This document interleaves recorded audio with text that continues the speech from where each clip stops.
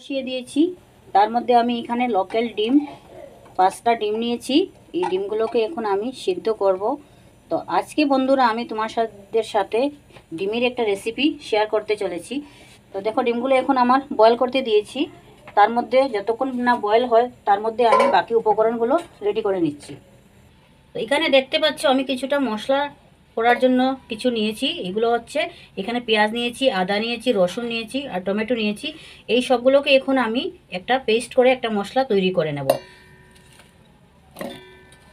ডিমগুলো আমার সিদ্ধ এবারে হয়ে গেল। তো ডিমগুলোকে আমি এবার জল থেকে উঠিয়ে নিলাম। উঠিয়ে এখানে একটু ঠান্ডা জল দিয়েছি। ঠান্ডা জলের মধ্যে আমি ডিমগুলোকে দিয়ে দিলাম। এবারে ডিমগুলোর খোসাগুলো আমি ছাড়িয়ে নেব। দেখো খোসাগুলো কি সুন্দর ছাড়ছে। ডিমটা ভীষণ ভালোভাবে সিদ্ধ হয়ে গেছে, ভিতরটা পুরো সিদ্ধ হয়ে গেছে। তো এরকমই আমি সবকটা ডিমেরই খোসাগুলো এখন একে একে ছাড়িয়ে নেব।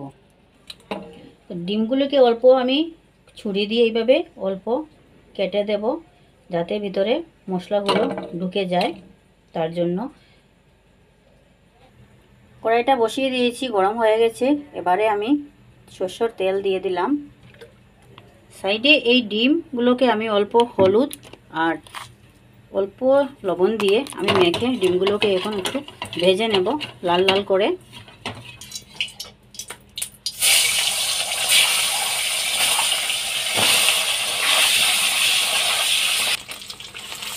ডিম ভাজা হয়ে গেছে, আর ভাজা করতে লাগবে না। যদি বেশি ভাজা হয় তাহলে ডিমগুলো শক্ত হয়ে যাবে। এবারে আমি ডিমগুলোকে উঠিয়ে নিচ্ছি।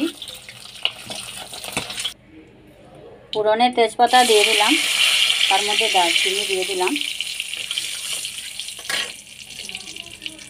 এখানে দেখো আমি যে মশলাটা আগে পেস্ট করেছিলাম, এই মশলাটা কত সুন্দর পেস্ট হয়েছে। তো এবারে এই মশলাটা আমি এখন দিয়ে দিচ্ছি।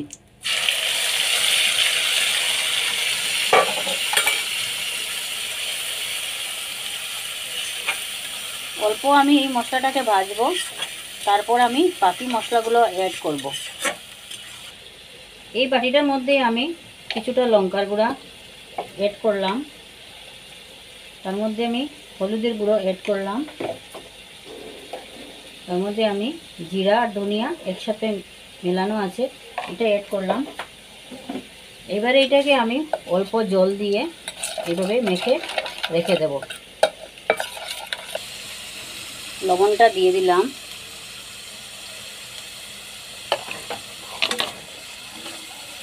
তো ভাজাটা আমার কিছুটা হয়ে গেছে এইটা।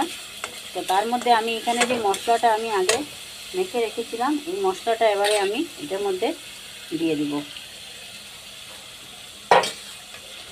এখন আমি হালকা আছে মশলাগুলোকে আমি কষাতে থাকবো। 5-7 মিনিট ধরে কষাতে হবে, না হলে একটু কাঁচা গন্ধ করতে পারে। তো যত কষানোটা ভালো হবে তত রান্নার টেস্টটা ভালো হবে। মশলাটা কষানো মোটামুটি কমপ্লিট হয়ে গেছে। মশলা থেকে তেলটা ছাড়তে শুরু করে দিয়েছে। দেখো কি সুন্দর মশলাটা কষানো হয়েছে, দেখতে তো ভীষণ ভালোই লাগছে। তো এখন আমি এই সিদ্ধ করা ডিমগুলো এর মধ্যে আমি অ্যাড করে দিচ্ছি। এবারে আরও অল্পক্ষণ 2 মিনিটের মতো আমি কষাবো ডিমটা দিয়ে, তারপরে আমি জলটা দিয়ে দেব। তো কমপ্লিট হয়ে গেল এবার কষানোটা। তার মধ্যে আমি জলটা দিয়ে দিই। অল্পই জল দেব, বেশি দেব না, কেননা এটার মধ্যে বেশি ঝোল লাগবে না, হালকা ঝোল থাকলেই হবে।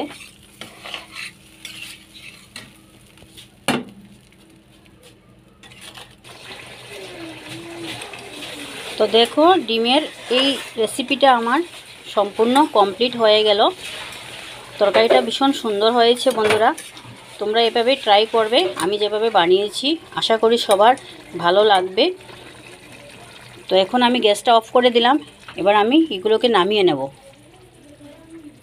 আর আমার চ্যানেলে যদি কেউ নতুন হয়ে থাকো বন্ধুরা, তাহলে আমার এই ইউটিউব চ্যানেলে লাভলি দাস অফিসিয়াল চ্যানেলটাকে একটু সাবস্ক্রাইব করে দিও। আর ফেসবুক পেজে লাভলি দাস চ্যানেলটাকে ফলো করে দিও। আশা করি কেউ কমেন্ট আর লাইক করতে ভুলবে না। তো আজকের এই রেসিপিটা তোমাদের, তো দেখো এটার উপরে এখন আমি ধনে পাতা অ্যাড করে দিচ্ছি। ধনে পাতাটা আমি আগে দেইনি, এখন দিয়ে দিচ্ছি উপরে, গন্ধটা সুন্দর আসবে বলে।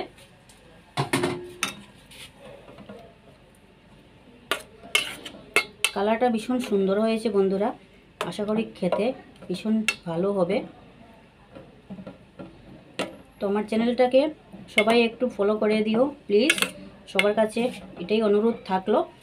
আর তোমাদের সাথে আবার দেখা হবে নেক্সট ভিডিওতে। তো আজকের জন্য এতটুকুই, ধন্যবাদ সবাইকে, ভালো থাকো, সুস্থ থাকো।